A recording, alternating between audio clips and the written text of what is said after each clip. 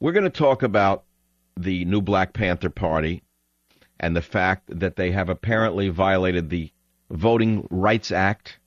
In fact, so far as I can tell, the new Black Panther Party and what they did in 2008 on videotape is the clearest violation of the Voting Rights Act that I know of since the Voting Rights Act was passed in the 1960s. Now, in order for the ordinary dunce American to understand what this is all about, let's start at the top. Black Panthers in uniform with clubs intimidating voters at a voting booth in 2008, captured on videotape. The Justice Department throws the case out saying there is not enough evidence. They're lying. In fact, the official at the Justice Department who was in charge of it was fired. He says it was clearly a violation of the Voting Rights Act and that Obama is protecting these people simply because of their race. He was told there is a mandate not to pursue cases of this nature against black people. Now, in order for the moronic left or those on the Democrat stooge side to understand what this means, and I know many of you listen to this show because you know that I'm absolutely telling you the truth, in order for the moronic left or the Democrats listening to this show to understand this, I want you to stretch your mind and imagine this.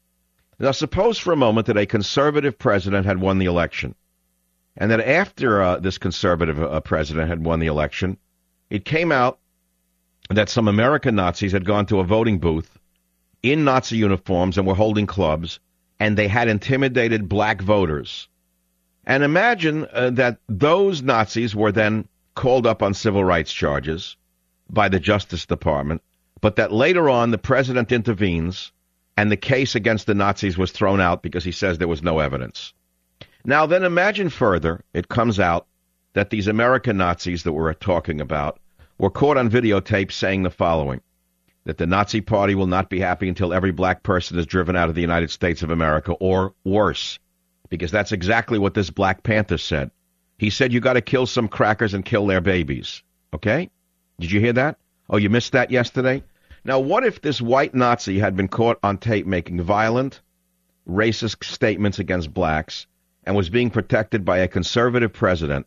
What if a white racist Nazi had used vile slurs against black people and said you got to kill some of their babies in order to have freedom of America? Would you honestly tell me that they'd be protected by the American vermin liberal media? No, you know not. You know that we're living in a strange, strange reality that is very dangerous indeed. So let us start at the top.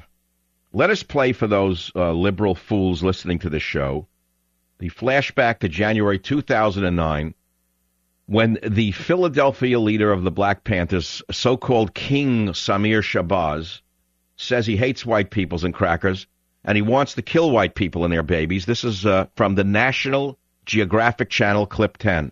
I hate white people. All of them. Every last iota of a cracker, I hate it. We didn't come out here to play today. There's too much serious business going on in the black community to be out here sliding through South Street with white, dirty, cracker whore on our arm, and we call ourselves black men with African garb on. What the hell is wrong with you, black man? You had a doomsday with a white girl on your damn arm. You want freedom? You're gonna have to kill some crackers. You're gonna have to kill some of their babies. Now, he's entitled to say those things, by the way. He's entitled to freedom of speech. And incidentally, King Samir Shabazz is free to travel to the United Kingdom, and I am not. In fact, the entire Black Panther Party is free to travel to the United Kingdom, and I am not. Just to show you what is going on in the Western Hemisphere and the Western nations today. But let's put me aside for the minute. Now you say, well, he said those things, and I disagree with them. Well, what the hell does that have to do with Obama? Well, here's what it has to do with Obama.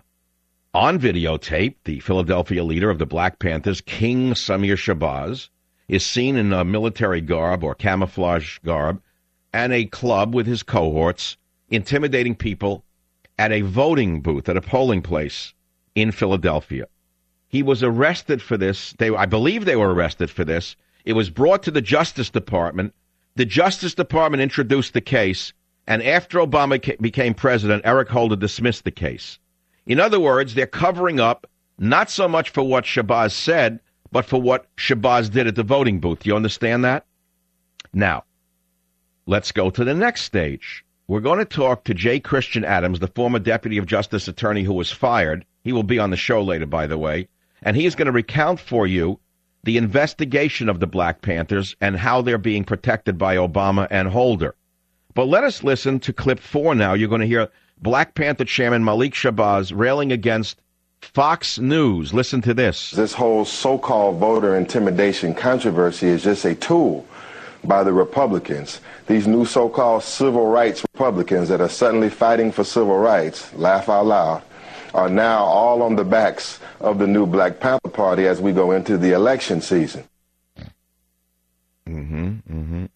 Okay, keep going. It's just part of the right-wing paranoia and playing on racial fears, unfounded racial fears in every way. I say Fox News should be ashamed of themselves.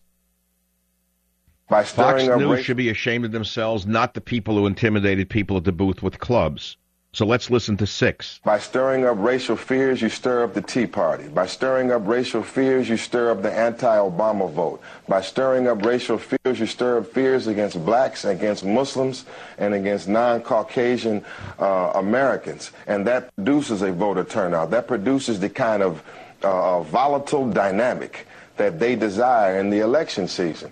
But I say they will fail. They plan and God plans, and God will be the best of planners. Adams and the Republicans will be defeated in this battle against the Panther Party. Very interesting. So suddenly he's a believer in God. That's very interesting. That's after one of his cohorts said that you've got to kill crackers. That means white people and their babies. I guess God is on his side in the desire to kill white people and their babies. Again, he's entitled to free speech. He's entitled to be a hater.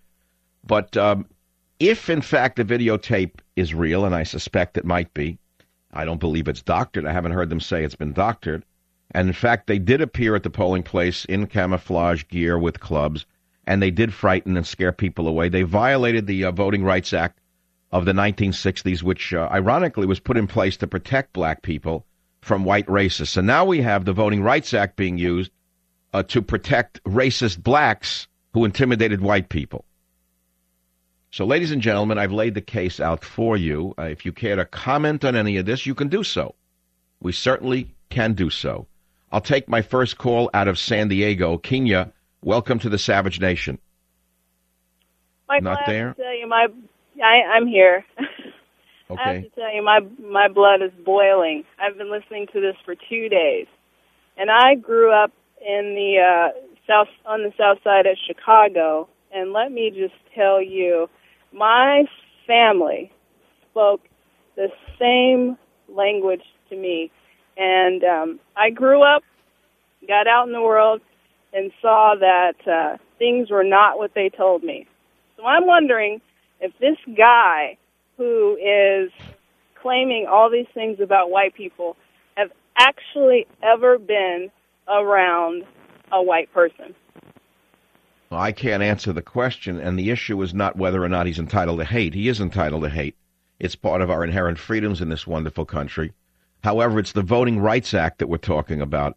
And this case, by the way, was brought to the Justice Department under the Bush administration, rightly so in my opinion, and thrown out under the Obama administration, who we are told has a rule of not to pursue cases against black people.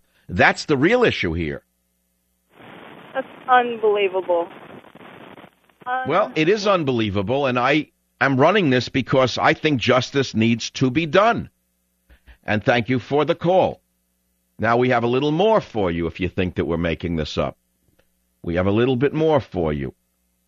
Here is Black Panther King Samir Shabazz, again from the National Geographic Channel. This is the man who said that you're going to have to kill crackers, you're going to have to kill some of their babies. The minute we come back, you're going to hear more from this distinguished gentleman who no doubt is in line for a Nobel Prize at the UN.